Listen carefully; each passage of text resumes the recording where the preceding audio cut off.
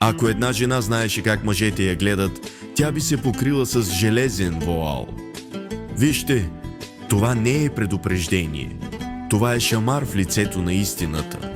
Защото една жена често не знае намерението зад погледа. Тя не знае какво наистина търсят тези очи, какво си въобразяват. Тя мисли, че всички са невинни, всички са уважителни.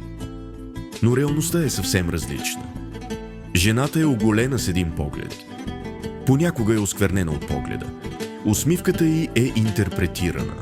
Гласът й е изкривен. Дори нормалната й походка придобива смисъл според намерението. Тези погледи не са просто за виждане, често са за притежание, за задоволяване на егото.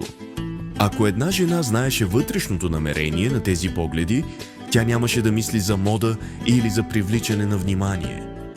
Тя би се обвила в железен воал, завеса на уединение. Тя казваше: няма да се оскверня от ничий поглед, защото нейното целомъдрие, ценност и достоинство струват повече от 1000 погледи.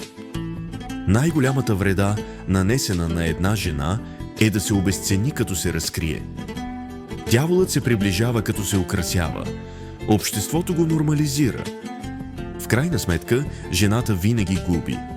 Скромността не е парче плат, тя е отношение. Да се предпазиш от любопитни погледи е да помниш собствената си стойност. Жената е доверие.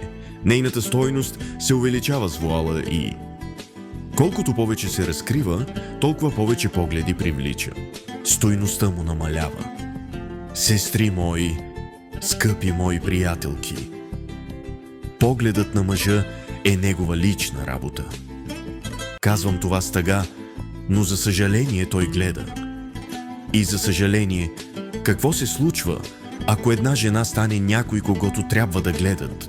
На тази страница ще намериш кратки хадиси, които ще докоснат сърцето ти. Следвай, сподели, вземи в сърцето си.